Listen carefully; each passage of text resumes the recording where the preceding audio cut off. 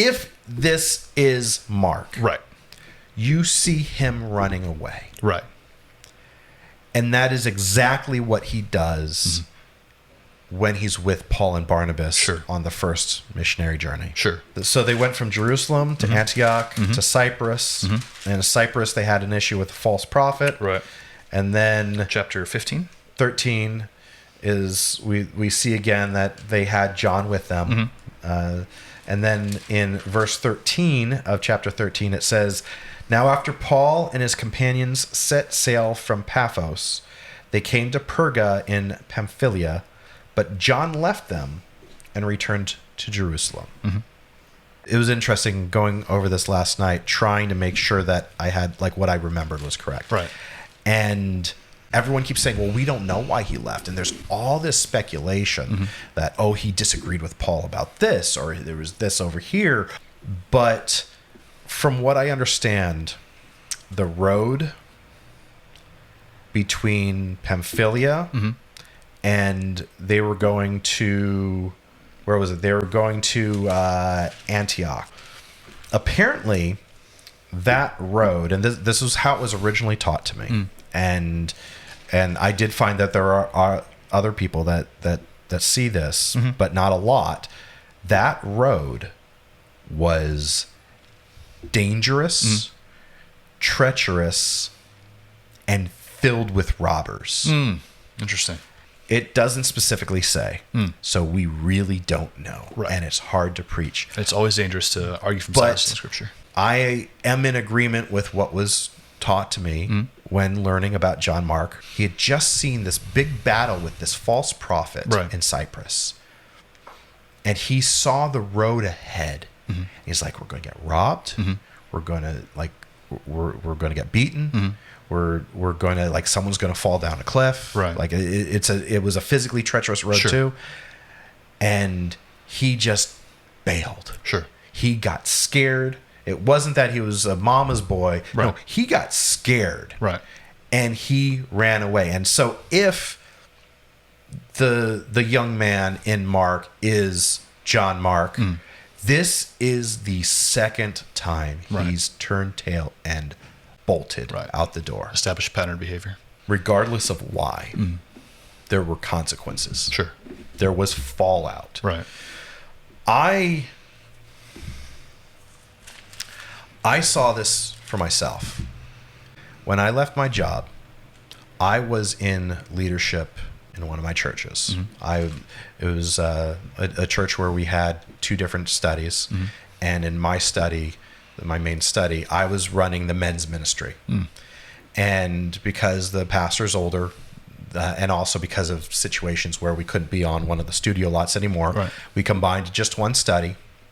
And there was already a men's group in that study that was going strong. In fact, I even was humble enough to say that they did a better job than me. I saw it as, hey, pastor, we need to sit down and we need to talk about where do I serve now? Because I'm in leadership, and what I was doing, there's not a need for now. So now where do I fit in this picture of this new combined study? And he, at the time I submitted, now I disagree with his decision, but it's still his ministry, so it's up to him eventually. As long as you're under his authority, you still it's completely under his authority. I just think he was misguided, but he and I are very similar, and so I think he sees a little too much of himself in me, and I think he might judge me because of that. Sure. But he basically said, while you are in this financial position where I had other people from the study having to keep me afloat. Like I said, they gave me money so I could have somewhere to live, to get back on my feet. It's like, as long as you're in that position, I can't have you up front leading. Because he thought it was a validation of my bad decision. Oh, okay. And my failure. And that messed me up because it actually caused me to go, well, I'm no longer in leadership, so I now have, because when you're in leadership, you have higher standard. Yep. And I was like, well, I'm not in leadership anymore, so I guess I can sin. And it was such a messed up way of thinking, but I allowed myself to go down certain paths that I wouldn't have had I still been in leadership. And it also just hurt. It really hurt because I met with him for the purpose of how do I now serve? Right. And it's like, oh no, you're not going to, I'm taking you out. And it's not the only time. I actually have had things in the past at my old church that I actually stopped going to church for a few months because of what happened. It was a new pastor came in. I'd been doing video stuff. I learned how to be a filmmaker because of that first pastor. New pastor came in, wanted to take it up a level. And then we did one video, Right. and it was a little bit more than he expected it to cost. And he wanted me to start doing a style of video I didn't want to do. And we just clashed. He goes, you're no longer doing this. And I completely left the church I grew up in because of that. Sure. And so I've got multiple failures throughout my life where I left church because of disagreement. Sure. And I got removed. And now I'm in this other thing, and I made a decision and that I felt God led me to make, and I'm getting removed from leadership completely. Gotcha. And I'm still not in leadership in that group now. John Mark had the same thing happen. And this is what happens in Acts 15. This is the disagreement with Paul and Barnabas, who were tight. Right. Barnabas was the son of encouragement. Yep. And basically the type of person that everyone should strive to be. Sure. All right, this is in Acts 15, verses 36 to 40. Now, after some days, Paul said to Barnabas, let us return and visit the brothers in every city in which we proclaim the word of the Lord and see how they are. And Barnabas wanted to take John, called Mark, along with them also. Side note is it's believed that Mark is also Barnabas' cousin. I think I remember that. That may have been why. But Paul kept insisting that they should not take him along, who had deserted them in Pamphylia and had not gone with them to the work. And I think that the wording there actually leads me to believe it wasn't a disagreement with Paul that he left. It was literally he abandoned them. Sure. Well, also, at one point I was flipping back. In chapter 14 in Iconium is where Paul got stoned. So in a way, Mark was right. He was right. If your theory was correct that he abandoned because he was scared that they'd get injured, he was right. But by the same token, he betrayed Paul and everyone else. It 100% makes sense. Everybody's reaction. Yeah.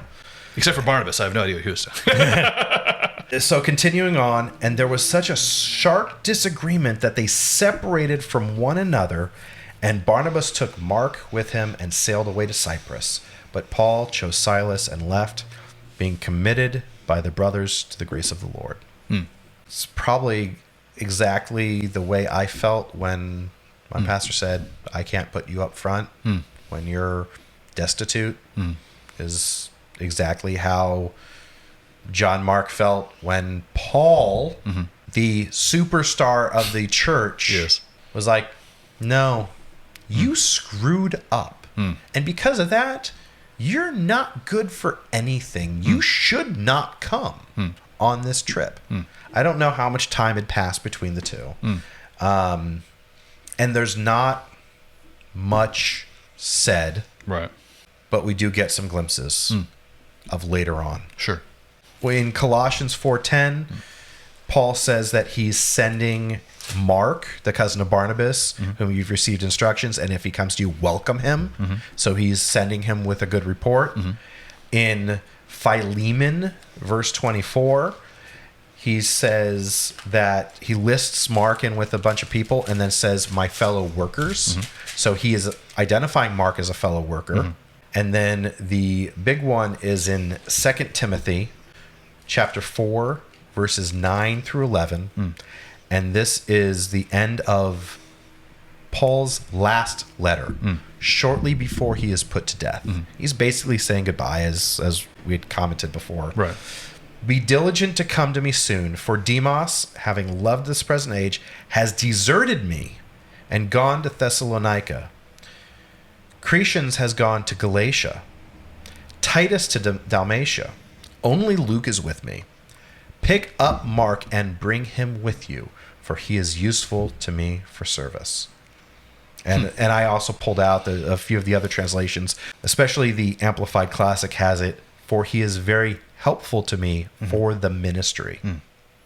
So we can see just by this that rift between the two mended, and that Paul was able to see that John Mark was able to not be a complete failure, right, that he could be a leader, that he could be impactful for the gospel and for Christ. Sure.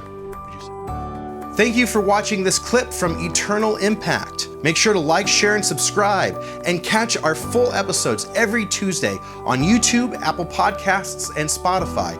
Or you can check out our website at eternalimpact.show.